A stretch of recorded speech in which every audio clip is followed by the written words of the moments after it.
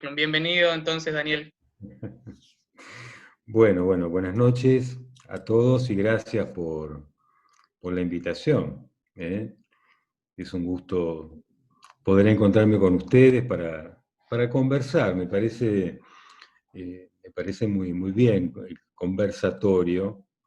Entonces, la idea es que pueda plantear algunas cuestiones que me provocan la invitación de ustedes, pero que podamos efectivamente tener un intercambio con los comentarios de ustedes, las intervenciones que tengan, las experiencias que ustedes mismos estén haciendo respecto de la clínica de la psicosis.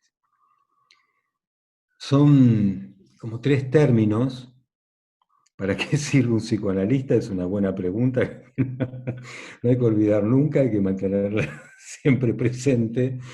Forma parte seriamente de la formación analítica. ¿Para qué sirve un psicoanalista?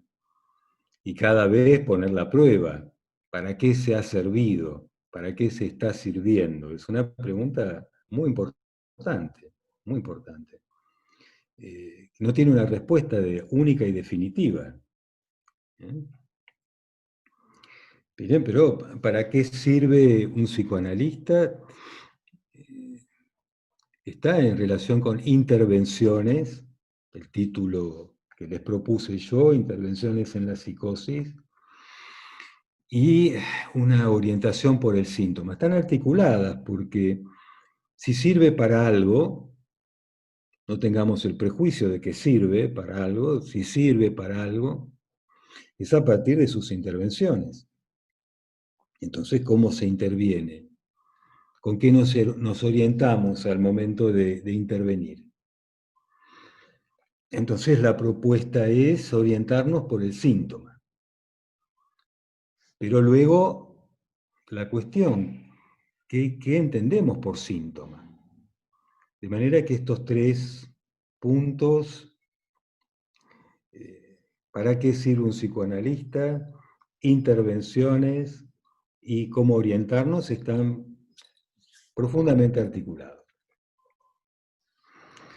El primer punto es la pregunta que ustedes están trabajando que dan, digamos, como propuesta a los distintos invitados. Me imagino que cada uno habrá ya planteado unas cuantas cosas. Aprenderé de lo que ustedes me pueden decir también respecto de eso. Pero, ¿para qué sirve? Está ligado, digamos, a un cierto criterio de utilidad, de uso. ¿Para qué se puede usar a un psicoanalista? ¿Qué utilidad tiene el encuentro con un psicoanalista?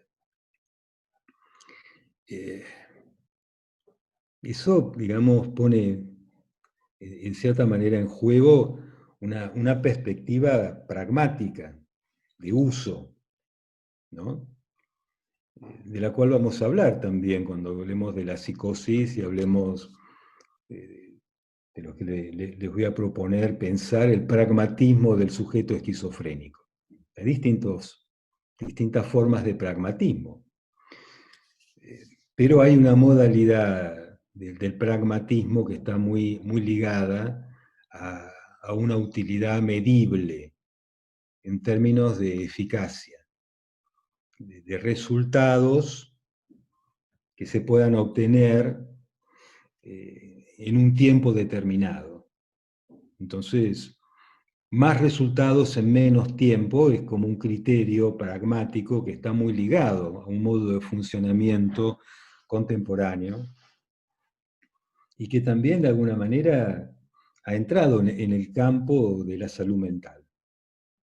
Así que nos interesa cómo pensamos nosotros, cuál puede ser la utilidad y cómo la medimos. Eh, Porque hay que medirla. Se mide. Por ejemplo, sin ir necesariamente a terrenos demasiado ajenos al nuestro, vayamos, por ejemplo, al campo de la salud mental, al campo de la salud pública. Y lo que ha sido en los últimos años el desarrollo de lo medible bajo la modalidad de la estadística. Entonces, ¿cuántos pacientes se pueden atender en una determinada cantidad de tiempo? Eso genera un criterio de eficacia de un servicio.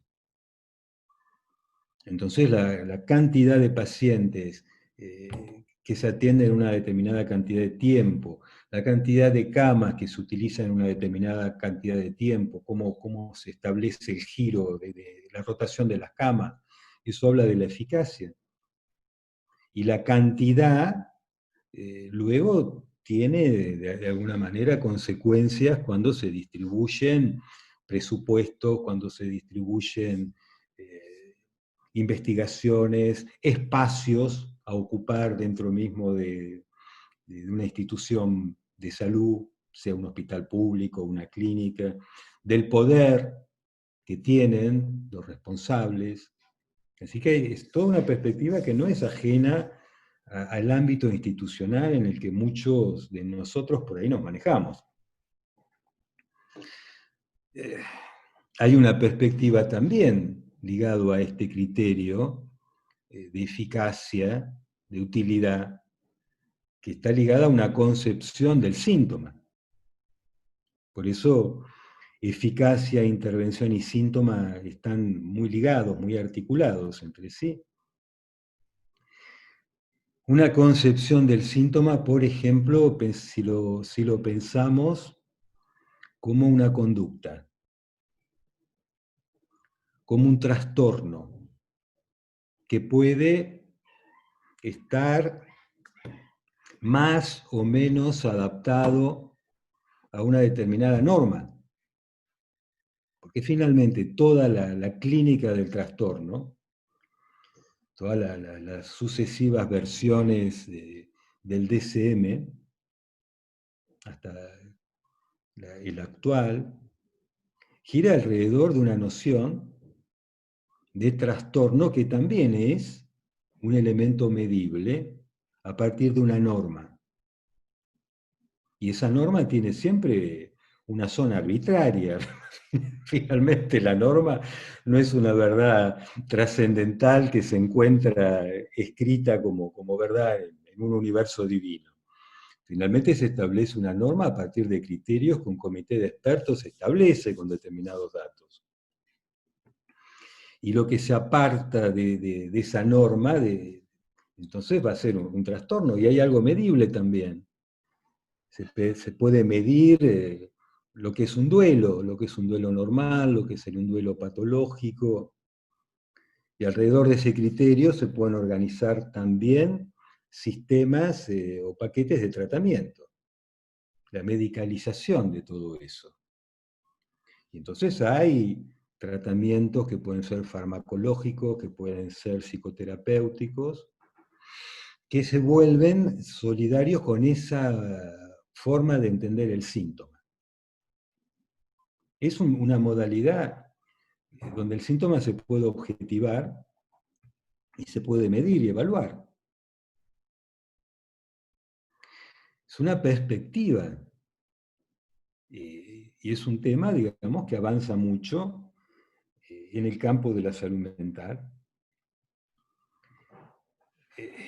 Y que eso también tiene consecuencias, podemos decir, en los tipos de tratamientos que se ofrecen, los tipos de coberturas que van a ofrecer los prepagos y las obras sociales, los modos de administrar las empresas de salud, los tipos de profesionales que van a ser contratados para eso. Es decir, que tiene muchas consecuencias alrededor de toda esta cuestión. Consecuencias de todo tipo, también económicas, muy importantes. Bien, en principio tenemos una noción rara y diferente del síntoma. Es la noción freudiana de síntoma. No es la de un trastorno adaptativo. No es una conducta que se escapa de un criterio objetivable. La primera cuestión, fundamental para Freud es que el síntoma, si tiene una evaluación, no es una evaluación que está remitida a una norma objetivable. Es una autoevaluación. Es siempre una autoevaluación. Es decir, que ya de entrada el síntoma para Freud es el síntoma que se considera como tal por un sujeto, que se autoevalúa y que establece en esa autoevaluación una suerte de encuentro con un exceso y con una falta. Un exceso de sufrimiento y una falta de saber. Es decir, evalúa que le pasa algo que lo hace sufrir y que no sabe por qué. Es como al ras de la experiencia, el síntoma se presenta con esta modalidad. Autoevaluado por un sujeto. Y es una condición para nosotros fundamental en una demanda, de alguna manera constatar esta autoevaluación. Y la demanda misma está ligada a esta autoevaluación. Es cierto que en principio el síntoma que recibimos, las demandas que recibimos, tienen la particularidad de que ese exceso de sufrimiento y esa falta de saber producen la presencia del síntoma como algo que el sujeto no logra conciliar, no puede arreglársela con eso. No encuentra el modo de arreglárselas con eso. Es difícil pensar para qué sirve un síntoma, se pregunta el sujeto. ¿Para qué me sirve esto? Freud decía que había un servicio del síntoma, que el síntoma servía para satisfacer una exigencia pulsional, que estaba al servicio de una satisfacción muy particular. Es una satisfacción que se le impone al sujeto y es una satisfacción que no está al servicio de su bienestar. No responde al principio del placer. Y también decía Freud que puede tener una utilidad secundaria,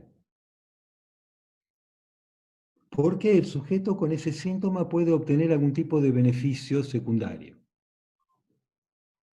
Una consideración especial, que se le ahorre algún tipo de exigencia social, considerarse exceptuado de algo que los demás no, un beneficio secundario. Ya en eso hay en el síntoma un beneficio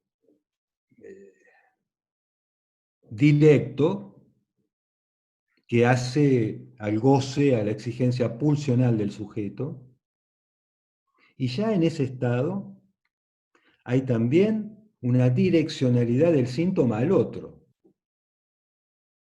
Tiene una relación con el otro. Y Freud va de alguna manera en distintos momentos de su elaboración desarrollando esta suerte de doble función del síntoma.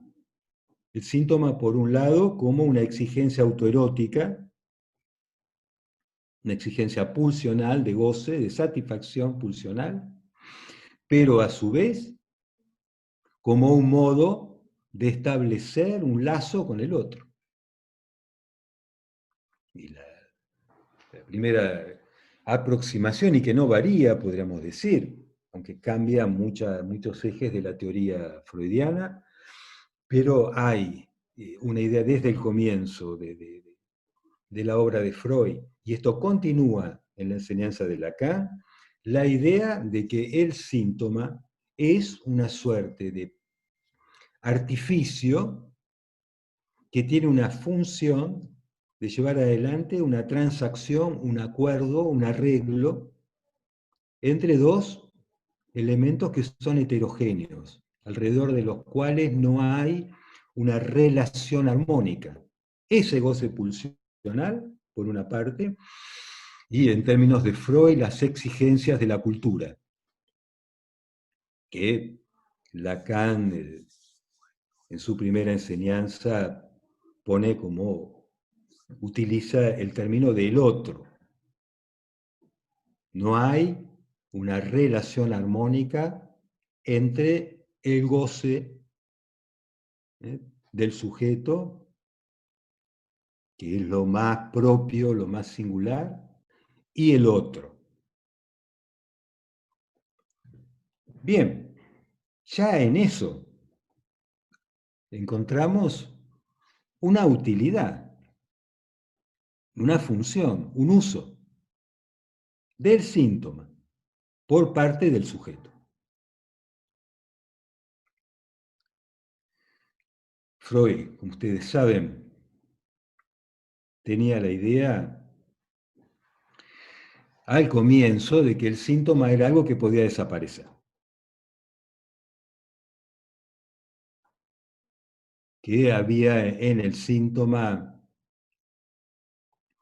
una formación, una transacción a partir de algo que estaba reprimido, pero que era posible de alguna manera establecer una conciliación tal de que el síntoma finalmente desapareciera. Pero sobre el final de su obra, Freud encuentra de que efectivamente hay algo en el síntoma que no es posible de absorberse en el campo del sentido, en el campo, podríamos decir, de las representaciones. Porque hay una represión que no se puede levantar. Que hay una represión originaria que permanece como tal. Por lo tanto, hay algo de esa exigencia pulsional que no tiene nombre. Y que se trata entonces finalmente de que el sujeto encuentre una suerte de aceptación de eso que Freud llama castración. Y la castración es que efectivamente hay algo que no tiene representación. Que no tiene representación en la cultura, que no tiene representación en los discursos, que hay algo con lo cual el sujeto se las tiene que arreglar. Y que además, ese arreglo no es de una resignación sufriente, que ese puede ser un arreglo productivo. Productivo, quiero decir, al servicio del sujeto, que pueda hacer un uso del síntoma, como un modo efectivamente de conectar ese goce propio con el otro. Y en última instancia, todas las relaciones van a tomar un poco la forma del síntoma.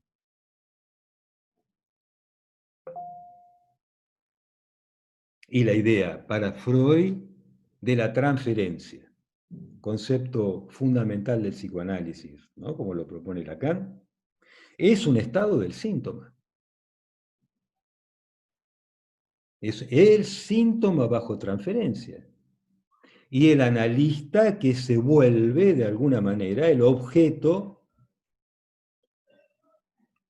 condensador de esa transferencia, de ese investimento libidinal. Y no hay análisis, no hay cura analítica, como plantea Freud, sino es bajo transferencia. El analista no puede permanecer como una primera idea que tenía Freud por su formación como investigador en el campo de la neurología, como una especie de observador aislado. No, está metido en el asunto, en el corazón del asunto. Y ya entramos en el campo de las intervenciones. Ya interviene como un objeto condensador de ese investimento libidinal. Por el solo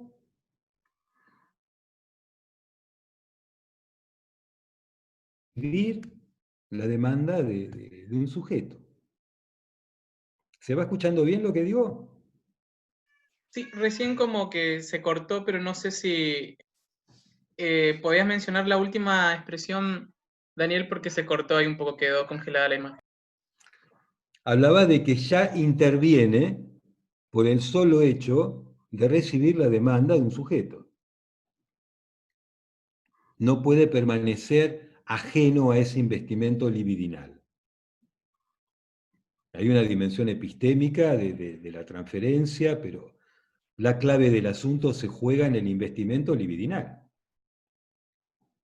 en lo que Freud llama el manejo de la transferencia.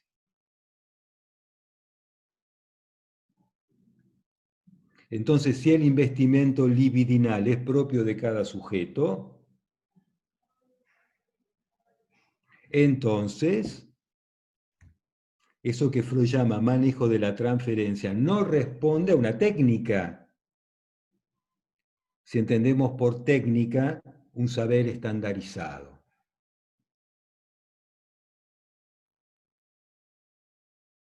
Si entendemos por técnica la aplicación, por ejemplo, de un protocolo. Si entendemos por técnica un saber que de alguna manera puede preverse en sus efectos, en sus consecuencias. Entonces vemos cómo nos vamos separando, diferenciando de este término común, pero que tiene una lógica completamente diferente a como la puede utilizar las terapias comportamentales, por ejemplo.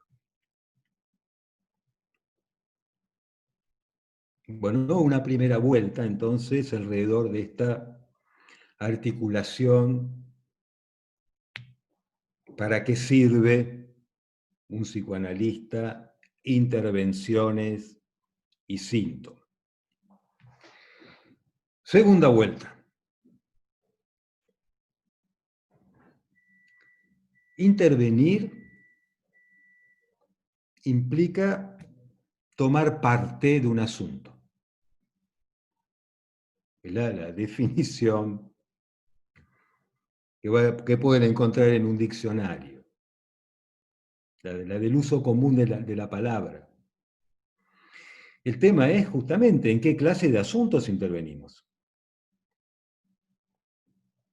¿En qué asuntos intervenimos?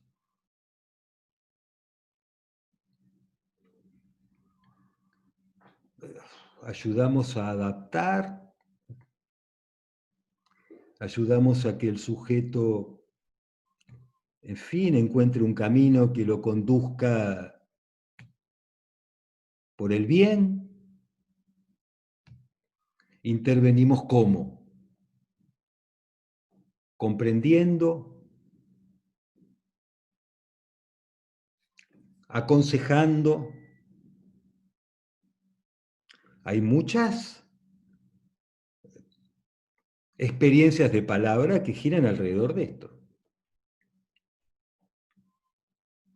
Y tenemos una posición rara que efectivamente no responde a estas modalidades de sentido común, de técnicas y de experiencias de palabra.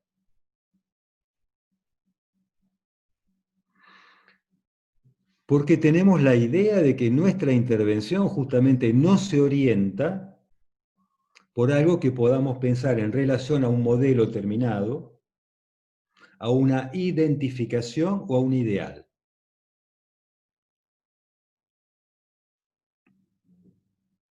Difícil. ¿Cómo nos orientamos? Cuando no tenemos como referencia un modelo, una identificación, un ideal. En nuestra vida cotidiana, como ciudadanos, como personas, en nuestra vida social, nos servimos de las normas, del sentido común, de algunos ideales compartidos. Nos permite establecer lazos. Ahora mismo estamos utilizando referencias comunes, ideales comunes, identificaciones comunes. Más o menos nos entendemos, pero en la experiencia analítica en tanto tal, Freud inventa algo que invita a deponer ese modo de orientarnos. En la experiencia analítica, poner en suspenso, correr ese modo de orientarnos. Y es la propuesta que Freud hace a sus pacientes. ¿Cómo? Y que es difícil para un analizante. No es tan sencillo para un analizante esa regla, esa invitación a que en su discurso, en su decir, no guiarse, no orientarse por una identificación, por el sentido común, por determinados ideales. Una experiencia difícil, diga lo que se le ocurra, sin atenerse a eso. Es una experiencia complicada. Complicada en el sentido de que requiere tiempo hacerse a eso, para un analizante. Y para el analista es una cuestión crucial de su formación. Y no es sencillo. Con cada caso, poder de alguna manera ocupar un lugar que no se orienta ni por el sentido común, ni por los ideales, etc. En eso, vos, Gustavo, decime el tiempo que tenemos, porque puedo hablar 5 minutos más o 2 horas, así que depende lo que... Si te parece, extendemos 10 minutos y de ahí abrimos a preguntas, a Y comentarios yo continúo y después, desarrollando dale, y ahí eso. continuamos. Bien, entonces, introducción al tema de la psicosis. Alrededor de estas cuestiones cruciales,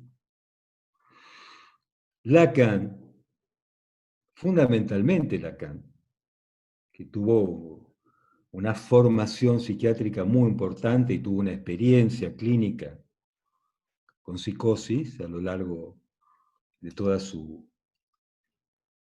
carrera, su práctica como analista, encuentra efectivamente referencias sumamente importantes.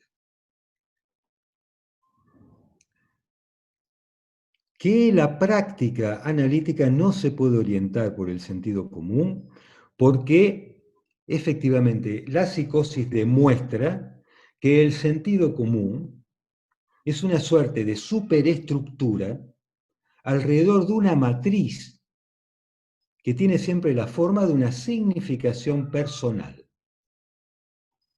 Que hay una matriz de significación personal a partir de la cual cada sujeto establece una relación con el sentido común. Eso lo aprende de la significación personal, que es la matriz de la interpretación delirante, el fenómeno elemental, primero, de la psicosis paranoica. Cuando el sujeto hace la experiencia de que algo no tiene un sentido común, que se aparta completamente del sentido común y tiene la certeza de que eso no tiene un sentido común, es un enigma que le está dirigido. La significación personal como una significación absoluta, signo de un goce propio. Podemos desarrollarlo con las intervenciones de ustedes. Y luego, alrededor de esta idea fundamental, de ese fenómeno de significación personal, Lacan va a pensar la lógica del fantasma fundamental, eso que se construye en el análisis de un sujeto neurótico. La significación personal que en el neurótico permanece inconsciente, pero es la matriz a partir de la cual el sujeto ordena su relación libidinal con el sentido común. Entonces, el sentido común es una superestructura, pero para cada uno hay una relación propia con ese sentido común y remite a un modo particular propio de cada uno de investirlo libidinalmente. Esto lo podemos abrir ahora con los comentarios y el desarrollo. Pero la primera lección que propone Lacan a partir de la clínica de la psicosis es no comprender. Comprender es un delirio, el delirio de la comprensión, el delirio de creer que interpretamos lo mismo.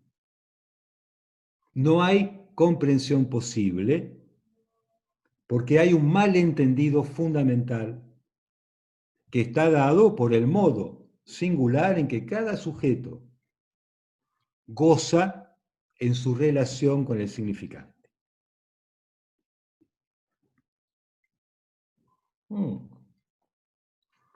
A nivel de la experiencia cotidiana, hay un sentido común, pero cada uno puede tener una relación con determinadas cosas diferentes. Se va a ver una película, es un relato que todos pueden entender, pero uno se emociona, el otro se duerme, el otro se aburre, el otro se angustia. Podemos contar un chiste, si el chiste es excelente, pueden reírse mucho, pero en algunos les puede producir más gracia que a otros. ¿Esto qué quiere decir? Que el sentido común se decodifica a partir de una significación absoluta que en la neurosis llamamos fantasma y que permanece inconsciente. Y que en la psicosis ese fantasma, en determinado momento, en el momento del desencadenamiento, queda a cielo abierto. Primer punto entonces, no comprender.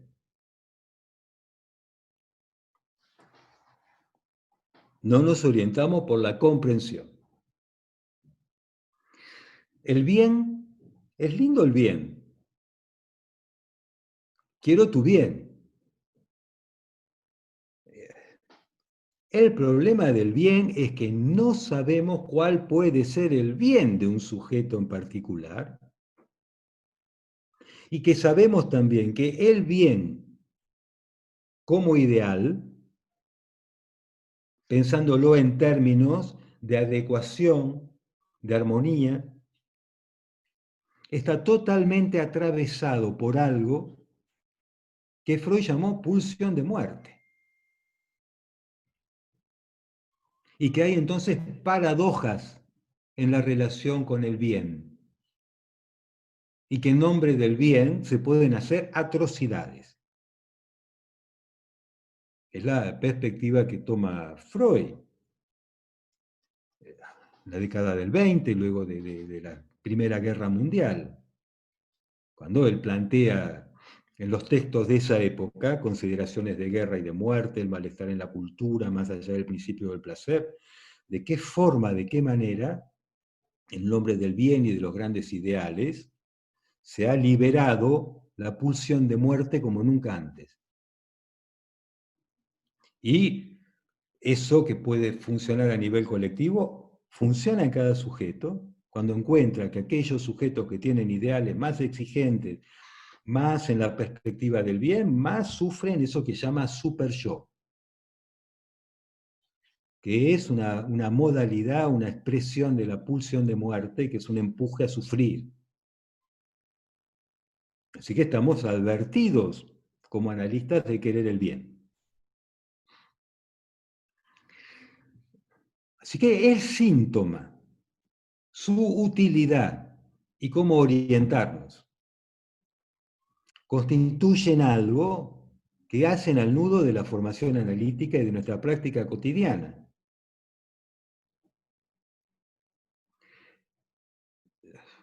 No nos conocemos mucho, no sé en qué andan ustedes pensando, entonces sigo la sugerencia de Gustavo, me detengo acá para que conversemos y yo continúo con lo que quiera desarrollar, etcétera, a partir de las intervenciones de ustedes. Si les parece bien. ¿No les parece bien? Perfecto. Sí, un poco más. Daniel, mira, mientras invito a que puedan escribir en el chat las preguntas o hacer algún comentario, eh, te pregunto a ver qué te merece, qué opinión te merece con respecto a, ya que el título lo pensás como intervenciones, en estos tiempos, digamos, de pantalla, en estos tiempos donde la clínica y la práctica misma exige algo artesanal, digamos, en las intervenciones, ¿qué por ahí te invita a pensar este tiempo de pandemia en cuanto a la clínica de la psicosis? A ver, ¿qué me hace pensar este tiempo de pandemia respecto de la clínica de la psicosis? Bueno, vayamos primero a... Voy a mi experiencia, muy difícil generalizar.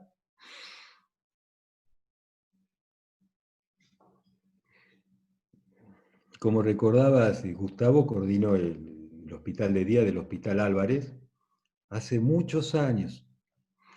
Eso no sé si es bueno o es malo, las dos cosas, pero me ha permitido pasar distintos momentos de crisis sociales diversas, crisis económicas, actos terroristas terribles, y ver diferentes reacciones de los pacientes ante esas situaciones.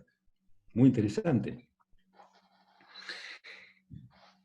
Al comienzo, en el hospital de día, que es un tipo de tratamiento donde los pacientes establecen un lazo transferencial muy fuerte con la institución y con el equipo terapéutico, teníamos una cierta inquietud respecto de suspender las actividades, porque era muy peligroso. Ellos están todo el tiempo juntos en reuniones grupales, desde el desayuno a la mañana, el almuerzo al mediodía, asambleas, terapias de grupo, etcétera. Están todo el tiempo juntos tomando mates, se dan besos, se arman parejas, se pelean las parejas, pero el encuentro de los cuerpos es muy fuerte. Viajar en micro, en colectivos, etcétera, para venir, muy peligroso. Entonces tomamos la decisión de establecer efectivamente en lo más que se pueda la atención online. Incluso haciendo experiencias de talleres que tienen un lugar muy importante en el hospital de día online. Y teníamos una gran inquietud de cómo se iban a desestabilizar muchos pacientes en esa situación. Y nos sorprendimos, toco madera, estoy sobre una madera y toco madera en este momento de que siga así, pero nos sorprendimos de que los pacientes toleraron esta situación mucho mejor que muchos pacientes neuróticos. Y uno de ellos hizo pensar en un elemento cuando dijo que esta situación en la que están todos en las casas, que no trabajan y que, etcétera, los hace sentir más parecidos, que comparten algo, con los vecinos del barrio, con los del edificio, etc. Que antes eran los bichos raros de estar en la casa, de no tener actividades, etc. Y que ahora había como algo que había producido una suerte de homogenización que a ellos les hacía bien.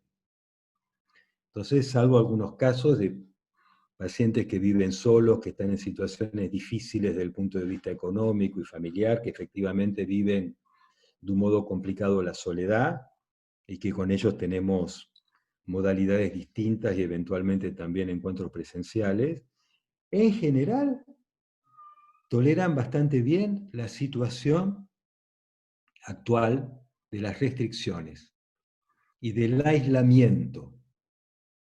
Es todo un tema el del aislamiento. Para el aislamiento, el autoaislamiento, es una modalidad de defensa para muchos pacientes, especialmente pacientes psicóticos, porque evita para ellos el encuentro con situaciones que los puedan llevar a tener que asumir posiciones que les cuesta sostener subjetivamente. Y a veces uno se encuentra, especialmente en la actualidad, casos jóvenes, de gente, de chicos jóvenes, por ejemplo, momentos donde adolescentes terminan el secundario y tienen que hacer un salto de reubicarse en otro contexto, nuevas relaciones, etc.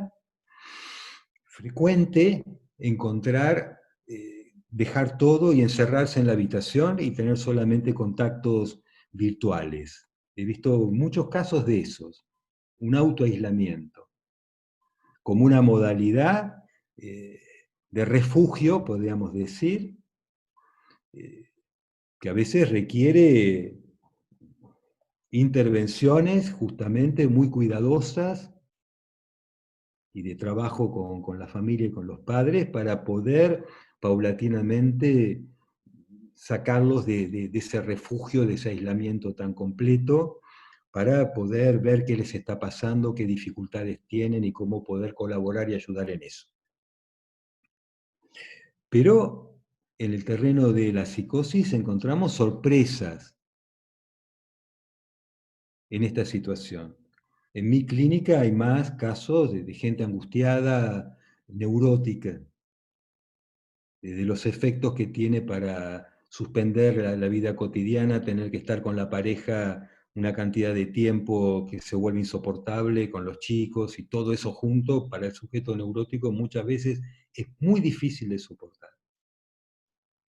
Así que ahí nos damos a veces situaciones muy particulares. Bien. Daniel, ¿te parece que lea algunos comentarios? Ariel Aranda refiere, buenas noches Daniel, mencionó algo del pragmatismo del sujeto esquizofrénico. ¿Pudiera decir algo al respecto? Ariel Aranda, ¿qué tal? Ariel, buenas noches. ¿De qué tipo de pragmatismo hablamos cuando hablamos del sujeto esquizofrénico? ¿Cómo caracterizamos al sujeto esquizofrénico? Lo caracterizamos con Lacan, como aquel sujeto para el cual todo lo simbólico se vuelve real. Es una de las primeras formas que tiene Lacan de abordar la esquizofrenia en la respuesta al comentario de Hippolyte. ¿Qué quiere decir eso? Que es el sujeto para el cual el sentido, los discursos establecidos, no le sirven para arreglárselas con el goce del cuerpo. Que a partir del momento del desencadenamiento, el sujeto hace una experiencia radical donde el otro del sentido desaparece y tiene como correlato la certeza de un goce impuesto en el cuerpo. A diferencia del paranoico, el paranoico reconstruye un otro. El paranoico establece un lazo social, se nutre del lazo social, y reconstruye un otro del sentido excepcional. Se vuelve garantía, él mismo se vuelve garantía de ese otro, a partir de la creación de un nuevo universo de discurso. Entonces, para el paranoico se trata de la verdad absoluta. Es, de alguna manera, el triunfo de la verdad. Pero para el esquizofrénico, no. Es el goce vaciado de cualquier relación con el sentido. En el extremo es como si se produjera una disyunción entre el goce y el sentido. Eso es complicado porque todo intento de querer armar algo en la vía del sentido fracasa, se cae. ¿Y por qué hablamos de pragmatismo? Porque al mismo tiempo encuentra recursos, instrumentos para ordenar la relación con el goce sin valerse de la elaboración de sentido. Tres casos en mi clínica que son como paradigmáticos. Que suelo mencionarlos porque realmente dejan una enseñanza muy grande, a mí me la han dejado. Por ejemplo, un sujeto que, bajo ciertas coordenadas que no voy a dar ahora porque no tenemos tiempo, pero en determinado momento, ante determinada circunstancia, que opera como función de desencadenamiento, comienza a escuchar muchas voces. Fenómeno alucinatorio que, por supuesto, lo deja perplejo, lo angustia. Luego hay una reducción de esa multiplicidad de voces a una sola. Y luego hay una atribución subjetiva. Es la voz de Dios. Suficiente. No se abre ningún enigma. Ni por qué Dios me ha elegido, ni para qué me habla, ni qué me quiere decir. No. Es el automatismo mental en su forma más pura, en su forma de eco de pensamiento, con la atribución subjetiva de que es Dios. Ve para allá, Dios le habla y va para allá, ven para acá, y efectivamente es una guía. ¿Por qué salió a dar la vuelta a la manzana? Dios me dijo que vaya al baño. El problema de este sujeto no es el fenómeno alucinatorio. El problema de este sujeto es que en un momento desaparece la voz. Y cuando eso pasa, ahí sí hay un segundo desencadenamiento, que es el encuentro con un puro vacío, y en ese punto hace un intento de suicidio, porque vive esa desaparición de la voz como un abandono del otro radical, con un desamparo absoluto, e intenta matarse. Así que ahí vemos el síntoma, en su forma más pura, más radical, de automatismo mental, en una función de abrochamiento y de utilidad para ese sujeto. Fíjense si nos queremos manejar con el criterio común. No es normal que alguien escuche voces, tenemos que hacer desaparecer la voz. No siempre. Para este sujeto la voz era un partener que lo acompañaba y que ordenaba su vida. Después me tuve que volver yo el partener. Y no fue fácil. Era más fácil con la voz que cuando yo me tuve que volver el partener. El partener síntoma de este sujeto a lo largo del tiempo en que fui sonalista. Otro caso que sirve para explicar esto. Un sujeto en el hospital de día que tenía fenómenos esencialmente corporales. Para él era el cuerpo que se volvía extraño. No podía apropiarse de su cuerpo. La operación subjetiva de atribución del cuerpo, para el cual hace falta operadores simbólicos. Tener un cuerpo es una operación subjetiva que requiere de operadores subjetivos, y en la esquizofrenia eso falla, y los problemas están no con el otro que quiere mi mal, sino con el cuerpo, que no puedo vivir como propio. Y él sentía entonces que su propio cuerpo se emancipaba. Tenía un fenómeno con la cabeza que por momentos le crecía. Tenía sensaciones senestésicas extrañas. Y tenía un problema con el cuerpo de los otros. No soportaba una distancia demasiado cercana. Este sujeto andaría muy bien ahora, por ejemplo, con el distanciamiento de los 2 metros. No tendría ningún problema. Era la distancia, ahora lo estoy pensando, era una distancia que él necesitaba. Cuando eso se achicaba, el problema no era el coronavirus, que en aquella época no era un problema, era que él sentía un fenómeno que llamaba consumación. ¿Qué era eso? Que el cuerpo del otro se le metía y lo invadía a él. Cuando no tenía este distanciamiento social, se producía la consumación. Bien, entonces eran toda una serie de recursos para el distanciamiento social, para mantenerse a una cierta distancia con el otro. Era un tipo, a su vez, era de Paraguay.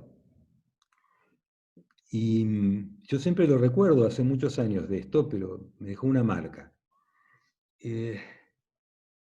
Era un tipo muy inteligente, que había tenido muy poca instrucción, apenas leía, pero en una internación que había tenido en el Borda, lo había atendido un psicólogo, y entonces con este psicólogo él se enteró de Freud, y se puso a leer Freud por un libro que le prestó el psicólogo. La cuestión que cuando llegó a Hospital de Día sabía de Lacan, etc.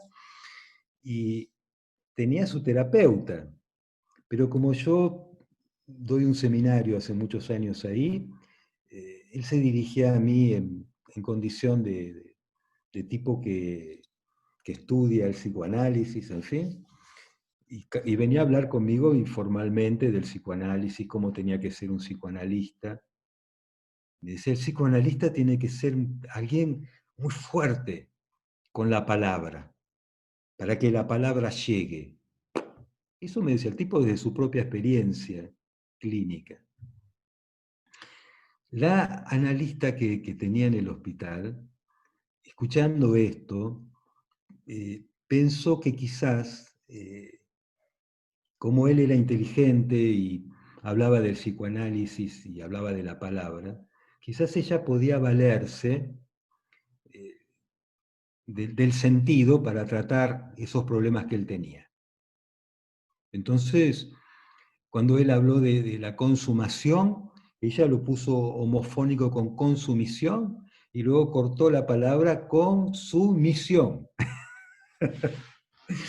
como para darle a él la idea de a ver si él armaba un delirio de tener una misión.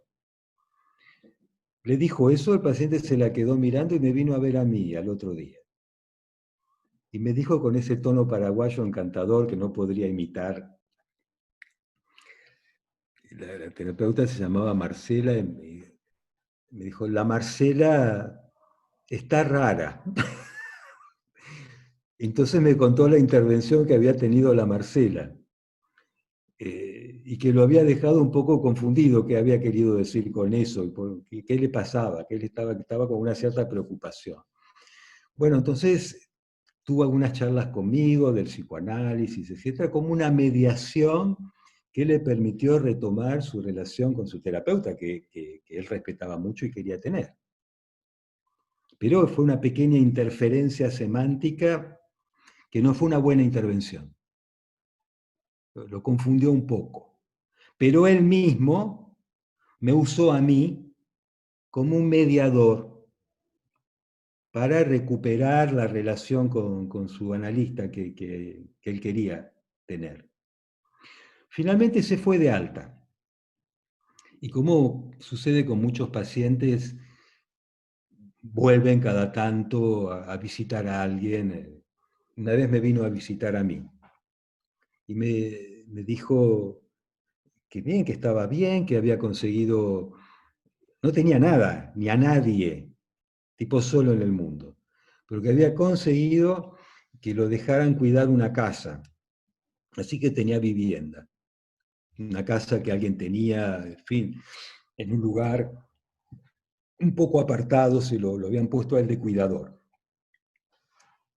y que estaba haciendo un tratamiento en el Borda, y que estaba haciendo otro tratamiento en otro hospital, que estaba haciendo dos tratamientos distintos, con dos terapeutas. Un día iba a ver a un terapeuta a un hospital y otro día iba al Borda. En el Borda lo atendían dos terapeutas. Una escribía y la otra lo escuchaba. Ninguna hablaba demasiado. Pero a él le servía, porque era un modo de sentir que tenía la semana más o menos armada. Claro, si uno lo ve desde la perspectiva de la eficacia y de las estadísticas, quizás no nos conviene contar demasiado esto en determinados lugares. ¿Por qué utilizaba muchas horas terapéuticas? Pero era un modo pragmático de hacerse acompañar. Entonces, el pragmatismo es el recurso que el sujeto utiliza por medios que no se valen del sentido, como instrumentos, como herramientas, para lograr efectivamente establecer un arreglo con el goce del cuerpo. Y nos enseña mucho de que efectivamente el sentido es un ciframiento del goce, pero que hay algo del goce que no pasa al sentido. Y que hay algo con el goce que hay que arreglárselas de un modo pragmático, sintomático. Por eso toda la última enseñanza de Lacan toma como referencia el síntoma psicótico, que es esa suerte de relación con el significante en tanto no está conectado con otro significante, en tanto el significante que no quiere decir nada, el hueso del síntoma, un núcleo de goce sin sentido. Bien, eso para el pragmatismo esquizofrénico. Ariel. Bien, Ariel, perfecto, Daniel. María Eugenia Arnaudi pregunta, María Eugenia, si te parece, yo voy a leer, pero si por ahí no es con el sentido que lo preguntaste, podés tomar la palabra, ¿sí? Interesante, dice, podríamos pensar intervenciones del lado del analista y el síntoma del lado del analizante en tanto hace su autoevaluación, sus elaboraciones, etcétera. No la Remite a la veo, posición. ¿la podré ver a María Eugenia y que me empiece a Sí, a ver, interrumpir? sí, ahí Buenas está. noches, Daniel, ¿cómo le va? Buenas noches, buenas noches. Me gustaría A mí escucharte me, directamente. sí, a mí me pareció interesante la nominación de esta conversación por usted, porque nos distingue de otras formas terapéuticas en tanto le da una posición ética tanto al analista, en tanto responsable de la intervención, del acto, esto que usted estaba remitiendo recién, pero a la vez lo que implica la responsabilidad del lado del sujeto de armar su lógica con lo que le pasa, cómo lo mira, si puede verlo o no, y qué elaboración va a hacer.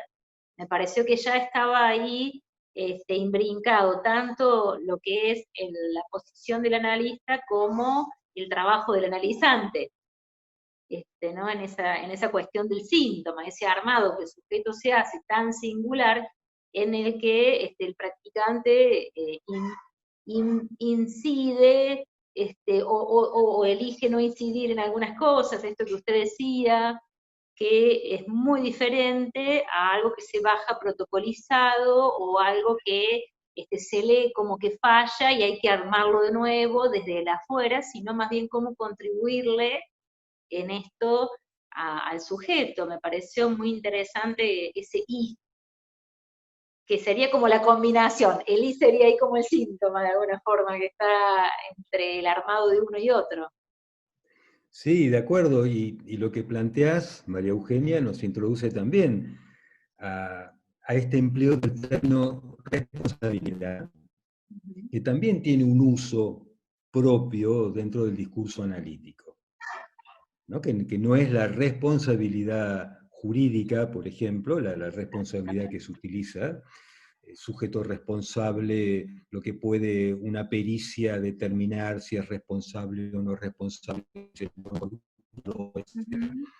Para nosotros, responsable es efectivamente que consideramos que el sujeto tiene la capacidad de responder no en el sentido de una norma o de un criterio adaptativo, sino de su posición, la que sea, respecto de nuestro modo de entender a su vez el síntoma. Es una puerta que hacemos.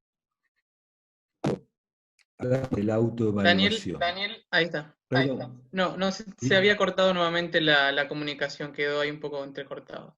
¿Ahora se escucha de vuelta? Sí. Ok.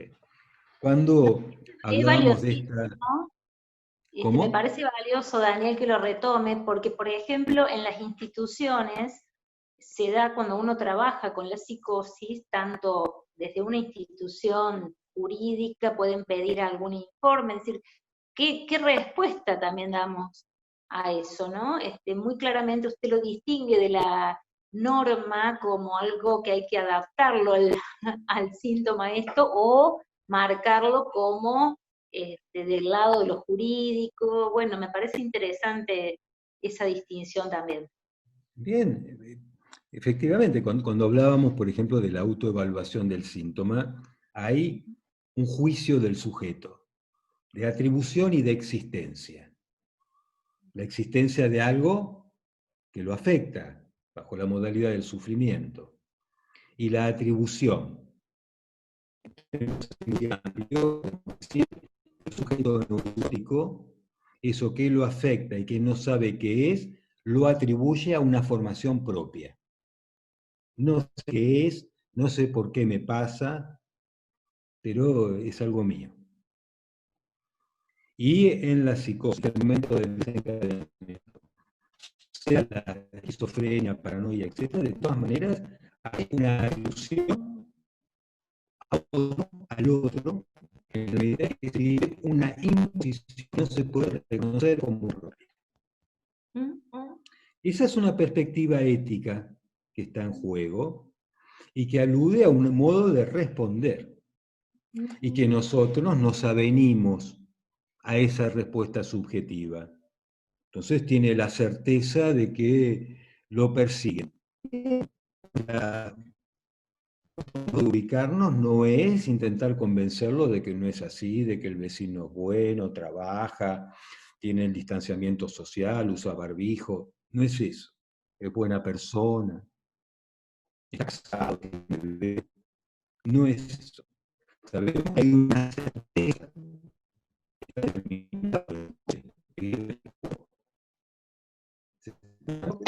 Ahí esa parte no lo escuchamos. Ese pedacito final ahí, muy bien, donde usted dice de no convencerlo. Tal vez si sino me pongo auriculares mejore.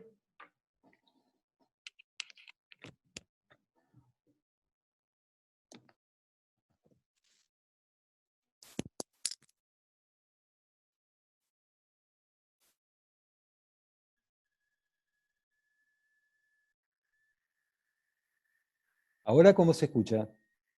Sí, se escucha bien. ¿Mejor? Sí, sí. Vamos usando los recursos. Cuando se deje de escuchar con esto, volvemos volvemos a lo anterior. Entonces, les decía que efectivamente nos avenimos a esa posición subjetiva. Esa es la respuesta, ese es el sujeto responsable del cual nos volvemos destinatario de su decir. Ahora bien, eso como analistas. Ahora, Si se está trabajando en una institución pública y te piden un informe, te lo están pidiendo como psicóloga o como psiquiatra. Entonces hay que avenirse al código de este otro con el cual también tenemos una relación y ver de qué manera podemos efectivamente, como decís, incidir para que la norma no aplaste la posición subjetiva. Sucede lo mismo con la noción de víctima, que forma parte de muchos programas que actualmente están vigentes en las instituciones públicas. Víctimas de abuso, de maltrato, de violencia de género, de violencia familiar, etc. Hay una perspectiva del asunto donde efectivamente queda muy claramente determinado quién es la víctima y quién es el victimario. Y eso tiene su orden jurídico y su lugar. Y lo respetamos en tanto tal. Ahora bien, cuando alojamos a un sujeto que desde el punto de vista jurídico de un programa es la víctima, debemos hacer efectivamente una suerte de barrido de esos significantes y alojar no la víctima del hecho, sino el sujeto atravesado por su decir. No vamos al hecho objetivo, de eso se ocupará el abogado, se ocuparán los programas, etcétera, que insisto, respetamos. Pero cuando alojamos como practicantes del psicoanálisis y vamos a escuchar en una institución a alguien, entonces escuchamos al sujeto que se hace responsable de su posición subjetiva. Y Daniel, vemos eso luego... me parece interesantísimo cómo lo está planteando en términos de para qué sirve un psicoanalista. Digo, es Eso. decir, ese uso tan singular que aún en lo institucional o en el consultorio tiene esa responsabilidad del lado de la escucha de incluso, como usted dice, tomar otras cosas de lo que dice, hacer otras lecturas. Eso si no quedaría o en la imposición de la norma o en la imposición de su juicio de la realidad y demás. Entonces me parece que ahí también hay algo de lo que el paciente se sirve para un lugar tan particular como es el lugar del psicoanalista. Si no lo encontrara, quedaría bajo alguna de esas cosas que se le imponen, sobre todo en la psicosis, lo cual es mucho más recrudecido, más difícil de hacer, ¿no? Le agradezco profundamente. Gracias. Bueno, gracias a vos, María Eugenia. Gracias, María Eugenia. Daniel, tenemos aproximadamente, con respecto a los demás conversatorios, que los pensamos entre 1 hora y media, un poquito más, tenemos algo así como de 20 minutos, 25 si se tiene que extender, y seguimos con un poco acá de las preguntas, ¿te parece? Sí, por favor, como a ustedes les parezca. ¿Cómo no? Está Diego Cardo, que te pide si podés aclarar o explayarte un poco respecto a la diferencia o a la intervención de no comprender o no apresurarse a comprender. Pregunta si hay diferencia. ¿Y dónde está Diego? ¿Diego Cardo? Acá estoy, Daniel, mucho gusto. A ver. Estoy en Córdoba. Ah, mucho gusto, Diego, ¿qué tal? ¿Y María Eugenia también de Córdoba? Sí, ella es de Córdoba también. Es una tonada inconfundible. Sí. Decime, Diego, entonces. No, me quedé pensando esta advertencia que nos hace Lacan de no apresurarse a comprender, y como intervención vos lo relacionabas a... lo escuché o no lo escuché también, de no comprender y más vinculado a la psicosis, digamos, a alguna cuestión delirante. Entonces, como poder separar un poco las aguas, ¿cómo sería una intervención, si las hay, a esta separación? una intervención en la neurosis y en la psicosis y no apresurarse a comprender, bueno, ese me parece que es como un axioma, pero eso me hacía ruido, el no apresurarse a comprender o el no comprender. El no comprender no lo termino de entender. Es difícil, es difícil comprender qué quiere decir no comprender. Hay un Sí, estatuto del encuentro con un analista que, por supuesto, tenemos que entendernos, tenemos que ponernos de acuerdo, tenemos que comprender que nos vamos a encontrar en determinada hora, que que esto va a tener determinadas características, etc. Hay todo un aspecto del asunto. Ahora, la interpretación analítica, propiamente dicha, la interpretación analítica, no es una experiencia de comprensión, no es algo del orden del entendernos, no es traducción tampoco bajo la modalidad de un metalenguaje. Es la interpretación analítica, propiamente dicha, es más bien una intervención que atenta contra el sentido común. No va a la relación que el sujeto tiene con el sentido común en tanto tal, porque para eso no hace falta un analista. Para eso puede hablar con un amigo que puede entenderlo, o puede hacer un poco la experiencia de nos entendemos. Cuando se va a ver a un analista, no se espera que el analista comprenda, sino más bien que el analista cause un trabajo de elaboración de saber. Y eso es propio del sujeto, y eso remite, de alguna manera, a lo que el sujeto mismo en su elaboración va estableciendo en relación a eso que parecía ser comprensible. Entonces, al ras de la experiencia, desde los comienzos, es muy frecuente que un sujeto diga, lo que voy a decir le puede parecer tonto, pero tal cosa. Lo que le voy a decir parece absurdo. A veces hasta se pide como disculpas de decir algo que se aparta del sentido común. Y justamente un análisis comienza de alguna forma a avanzar cuando el sujeto puede hacer la experiencia de ir apartándose él mismo del sentido común. Entonces, eso es un poco la perspectiva de algo que no va en la vía de nos entendemos y del comprender. La experiencia amorosa también muestra que hay una dimensión del comprender que tiene un carácter un poco de velar algo. Freud decía que en el amor hay una experiencia que es el enamoramiento, que Freud le da un poco el estatuto de una psicosis transitoria, de una especie de momento de locura. ¿En qué consiste esa locura del enamoramiento? En la creencia que nos entendemos. El amor toma la significación de la comprensión. Nos entendemos y tanto que no hace falta hablar a veces. Es tan maravilloso cómo nos entendemos que con solo mirarnos a los ojos tenemos una suerte de plenitud de sentido. Y la cosa pasa en determinado momento a un estatuto distinto.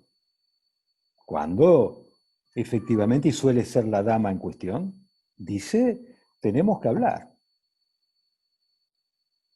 De esto tenemos que hablar. Tenemos que hablar porque ya no nos entendemos tanto con esa ilusión. Y cuando se comienza a hablar, bien, comenzamos a darle lugar a algunos malos entendidos.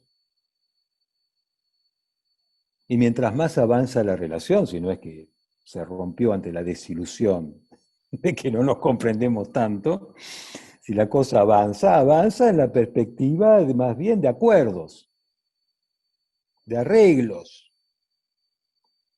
Y cuando los partener más o menos son sabios, también saben que hay cosas que no son para hablar, o que conviene determinados momentos, o de determinada forma. ¿Verdad? Así que tenemos distintas modalidades de captar la ilusión de la comprensión. El enamoramiento amoroso, nos entendemos, y la perspectiva del sujeto psicótico con la significación personal. Pero, Daniel, pero entonces una cosa sería, o sea, las intervenciones no apuntarían al sentido o a la comprensión, ¿está bien? En todo caso, a pescar el fuera de sentido. Pero sería diferente intervenciones sin sentido, como al voleo, como... Me parece que habría que hacer ahí una distinción. Exactamente, es fundamental. Es muy importante, Diego, lo que decís. Es muy importante lo que decís. Esa especie de deformación que podría consistir en que entonces la intervención es decir cualquier cosa sin sentido. Del mismo modo que el uso del corte de la sesión. O intervenciones bajo la modalidad de acciones, como imitación de que se escuchó que en una oportunidad alguien lo agarró de tal modo a tal y entonces eso produjo un efecto. Todo ese tipo de cuestiones, efectivamente. Cuando estamos hablando de la interpretación, hablamos también de una cierta lógica en juego. De todas maneras, la interpretación, como planteaba Freud, es siempre del orden de un salto. Se establece siempre la interpretación sobre un fondo de no saber. ¿Qué cosa no se sabe? Los efectos que va a tener. Hay alguien, siempre una dimensión de incalculable. Pero se trata de seguir, de alguna manera, una cierta lógica y valernos del discurso del paciente. Las formas de la interpretación que plantea Lacan en principio es valerse del equívoco, de la alusión, el corte, no es decir cualquier cosa de cualquier modo. Y esa es una suerte de formación o de caricatura prácticamente de lo que podría ser. Del mismo modo que la modalidad de la interpretación freudiana devino en determinado momento en una suerte de traducción simultánea. Bien, yo venía caminando para acá y en determinado momento me crucé con un perrito y cuando vi al perrito tuve ganas de apegarle al perrito una patada porque interfería en mi paso, pero no lo hice. Y el analista diciendo, bien, cuando usted venía para acá, venía con un impulso agresivo hacia su analista, cuando se cruzó el perro, usted pensó perro padre y quiso pegarle una patada porque siempre odió a su padre, porque usted quería tener a su mamá. Eso es un delirio de traducción simultánea, que es también el delirio de pensar que todo tiene un sentido en algún lugar. Tenía un paciente psicótico que tenía ese modo el mismo de interpretar las cosas. Pero es una disciplina difícil, efectivamente, estar en posición de el acto de interpretar. Es muy importante lo que planteas. No se trata de cualquier cosa. Es una advertencia que da Lacan. Es muy aclaratorio, Daniel. Gracias. Okay. Bien, gracias, Diego. Seguimos. Acá hay otra pregunta que, si te parece, también le damos la palabra a Rafael Pandullo. ¿Cómo no? Sí, buenas noches, Daniel, saludos. Buenas noches, Rafael. Lo que había escrito en el chat y quisiera, si pudiera comentar, es si desde su clínica, su práctica, ha observado diferencias en el posicionamiento aún dentro de la psicosis con respecto de la transferencia, con respecto a la esquizofrenia y la paranoia, más allá, por supuesto, de la lógica del caso a caso, que ninguna paranoia es igual a otra, o ninguna esquizofrenia es igual a otra. Quisiera saber si usted podría más o menos comentar qué puede orientar de la transferencia y posición del analista ahí. Es una pregunta muy, muy importante. Requeriría un seminario, podríamos trabajar, ¿no? Alrededor de eso es todo un tema, pero guiémonos con los elementos que hemos usado ahora.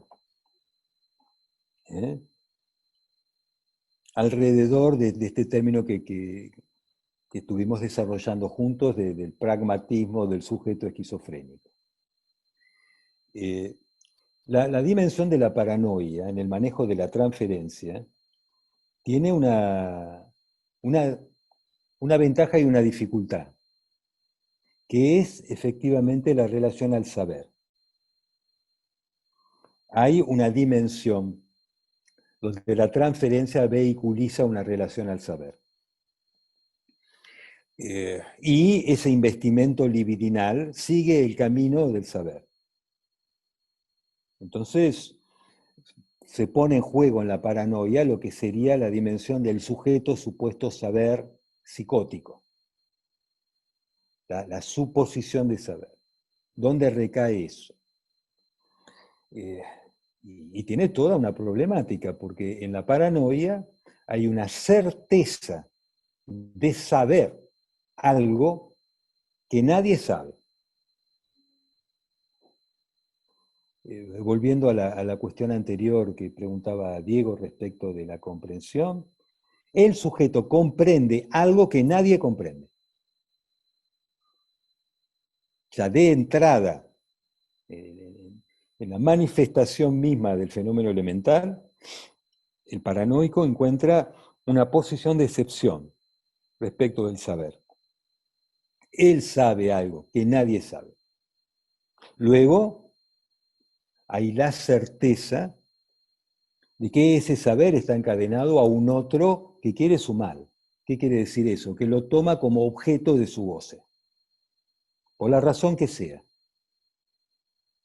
Entonces tenés ahí un anudamiento entre el saber y el goce, muy particular en el sujeto paranoico. De ahí que el sujeto paranoico, cuando llega al análisis, hay una perspectiva de poner al analista en esta posición que ubicó Lacan de testigo. Pero, no es un testigo neutral, es un testigo que está investido libidinalmente. Y la cuestión que surge en la paranoia es si efectivamente se le va a creer lo que dice. ¿Usted cree lo que le digo? Cuando el tipo sufre una persecución terrible, lo quieren matar. Es un impasse. Si no se le cree, entonces lo considera un loco, como la familia, el edificio, los juzgados, donde por ahí fue a hacer denuncias. Pero si le cree, ¿por qué le cree? Si él tiene la certeza de saber algo que nadie sabe. O lo engaña, o es cómplice de aquellos que lo persiguen. Entonces tenés una zona de impas difícil con la paranoia. Y siempre en algún momento la intervención en el manejo de la transferencia requiere como uno inventa un vacío para descompletar ese impas. Difícil. Y eso surge indefectiblemente en algún momento. De ahí que Lacan plantea ese manejo difícil de la transferencia, de una cuestión preliminar, es eso, el texto, me refiero, de Lacan, termina con eso, cómo maniobrar con la transferencia psicótica. Y indefectiblemente, siempre en el tratamiento de un paranoico te vas a encontrar con esta puesta entre la espada y la pared, respecto de qué posición tenés vos respecto de lo que él está diciendo. Hay otra dimensión de lo que de Clerenbosch llamaba las psicosis pasionales, que es la erotomanía. También el sujeto tiene un saber y una certeza, el otro lo ama. Así como en la paranoia está el otro quiere mi mal, está en la erotomanía me ama. Y eso es una certeza. Y además no solamente me ama, sino que ha comenzado él a mostrarme eso. Esa dimensión erotómana es muy delicada también. Y también puede virar hacia la transferencia, bajo la modalidad amor o bajo la modalidad odio. Delicado. En la esquizofrenia el recurso pragmático toma otra forma y el sujeto se las arregla. Yo es algo que noté, empecé en el hospital muy tempranamente, apenas me recibí, y notaba eso de que muchos pacientes esquizofrénicos hacían como un simulacro de la terapia con el terapeuta, le decían lo que pensaba que el terapeuta quería escuchar, y la verdad del asunto en el sentido clínico lo trataba con la enfermera, con la mucama, con quien verdaderamente hablaba. Cuando el terapeuta quería llevarlo a hablar del sentido y todo ese tipo de cosas. Se sirve cómo dejarse usar en el buen sentido del término. Hay algo que suelo contar también de una experiencia. No sé cómo estoy con el tiempo, Gustavo. No sé si está escuchando. Aprovechamos Sí, sí. mira, Tenemos. no, sí, podemos darle 10 minutos más, ¿te parece?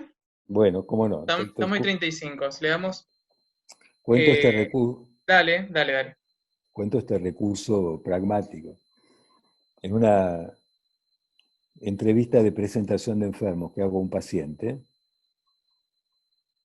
que le habíamos propuesto la presentación, la entrevista de presentación. ¿Todos saben lo que es una presentación de enfermos? Es una entrevista que se hace con un público. Es una práctica que Lacan toma de la psiquiatría. Bien, este paciente había tenido algunos episodios de violencia con algunos compañeros y teníamos un poco la idea de que quizás la entrevista, la presentación de enfermos podía servir a apaciguar algo. Y él entra a la entrevista como muy, muy decidido a contar su historia, sus cosas, como con un semblante de dominio, digamos. Y en un determinado momento que lo estoy escuchando, él hace la experiencia de que las palabras se desabrochan de su decir.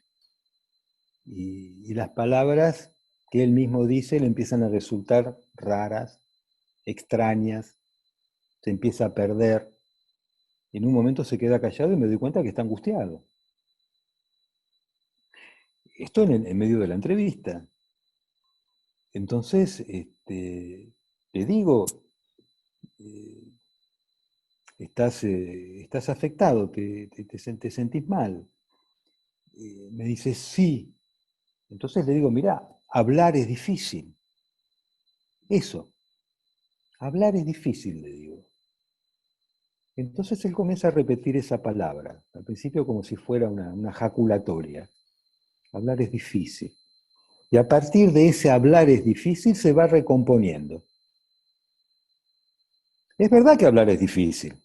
A veces no nos damos cuenta de lo difícil que es hablar. Parar de hablar también es difícil. Y no nos damos cuenta a veces de lo difícil que es poder parar de hablar. Pero el sujeto esquizofrénico sí sabe que hablar es difícil. Y el maníaco sabe que el parar de hablar también es difícil. Por eso nos enseñan tanto. La cuestión es que termina la entrevista, finalmente él puede retomar su discurso, etc. Y a los 2 días me está esperando a la mañana temprano en la puerta de mi consultorio para decirme que eso que le dije, hablar es difícil, había sido muy útil.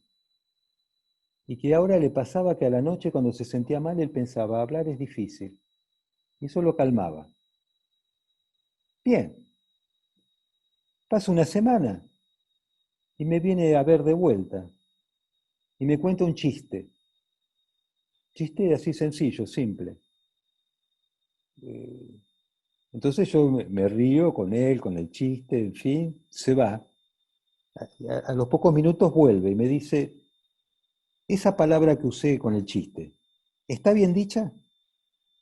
¿Es caramañola o caramaneola? ¿Es caramañola o caramaneola? Uso indistinto, puede ser caramañola o caramañola, pero la usé bien, la usaste bien, ok, se va. Y luego comienza durante un tiempo a hacer ese ejercicio conmigo. Viene, me cuenta un chiste, nos reímos, se va, vuelve, me pregunta si la palabra la usó bien, le digo que sí. ¿Y qué se establece en esa especie de ritual al que me presto? Algo que se humaniza. Se humaniza, nos reímos juntos, me saluda, me está esperando. Un día no vino y yo lo extrañé, fíjate. Y entonces hablar es difícil, se enmarca en un lazo transferencial, que humaniza esa desolación que puede sentir el sujeto esquizofrénico. Ese es un recurso pragmático del sujeto esquizofrénico. Y ese es un modo de dejarme usar. Bien, Gustavo, quizás podemos poner un punto de capitón. Bueno, y una invitación, por supuesto, a otro posible conversatorio, me parece, porque quedaron preguntas. Agradecemos, por supuesto, a toda la gente que se pudo conectar, a escuchar, bueno, todo lo que tenés para transmitir desde tu experiencia, el dispositivo hospital de día, muy interesante, como para transmitir desde ahí también lo que es la clínica psicoanalítica de la psicosis. ¿Alguna pregunta por ahí de más y cerramos? ¿Algún comentario? Esto va a continuar, tenemos en agosto también otro conversatorio sobre clínica con niños, así que estamos muy cerquita de eso, así que ya se pueden volver a conectar, digamos, con nosotros. Vamos a estar publicando en nuestras redes y, por supuesto, a seguir trabajando, digamos, en esta lógica del conversatorio, que por lo menos esta pandemia nos permite este tipo de acercamiento, ¿no? Por ahí en otros momentos era un poco más difícil, ahora tenemos esta posibilidad de acercarnos mediante la pantalla y tener una noche de conversatorio. Así que, Daniel, si querés decir algo más. Les agradezco mucho la invitación, fue un gusto y la verdad que me gustó mucho esta posibilidad de poder conversar con ustedes. Era lo que más me interesaba y conocerlos, así que muchas gracias y seguramente estaremos en contacto, nos encontraremos en estos diferentes ámbitos que nos convoca el psicoanálisis.